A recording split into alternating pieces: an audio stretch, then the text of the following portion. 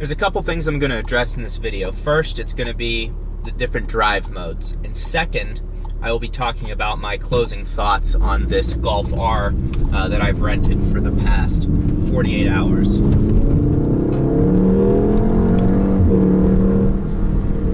So, drive modes. If you're new to the channel, if you're not familiar with me, I own a 2016 Ford Focus ST, and it doesn't have any different drive modes. It does have a button you press, it says it goes into sport mode, but all that really does is ease up on the torque vectoring, so it gives you a little more freedom and lets the stability control as well. So it lets you spin the tires more, lets you slide a bit more, but it doesn't change the throttle response or stiffen up the suspension or anything like that, like the Golf R does. What I've found myself thinking about though as I'm driving this Golf R around is, should I be in normal mode? Should I be in comfort mode? Should I be in race mode? Should I set up a custom setting? It's just like, it's one more thing to think about. What I do like though is, let's say, so what you do, there's a button right here, it says mode. I press that, and on the screen here, there's 4 different settings. It's comfort, normal, race, and custom. So if I hit it again, that's in custom, and now I'm in comfort.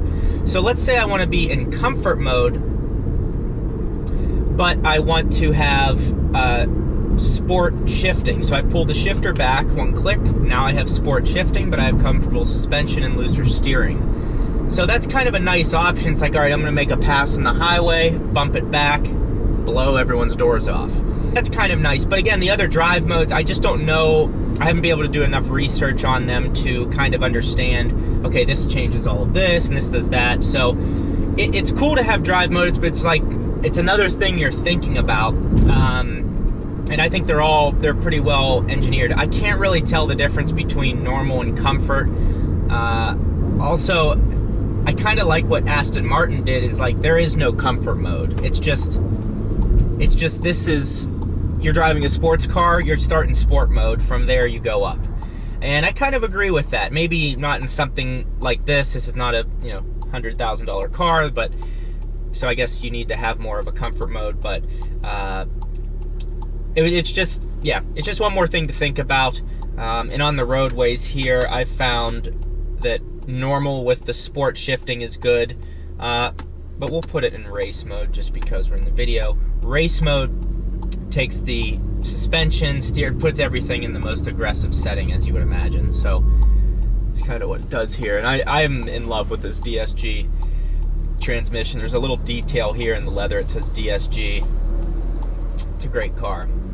My closing thoughts on the Golf R, I'm impressed. I don't, whether you drive a Ford or a VW or a Honda or whatever, I don't really care. I just like enthusiast, performance-focused cars that are aimed at people who like their car for more than something to get to point A to point B. And the R is a great driver's car. Whether you get the stick or the DSG, it's a great car. I can see why people love these things. I can see why there's a huge cult following behind it. And this is something I would own, absolutely. It does get expensive. If you want to get the custom color, if you want to get the DSG, if you want to get the DCC, the dynamic chassis control, it's a $45,000 car. So that's a lot. But then you look the next step up, you're at an Audi S3. But I don't know that the S3 is this cool. I don't know that it's quite as focused as this. I'd have to drive it to really know. Let's take a little turn here. It just kicks so hard.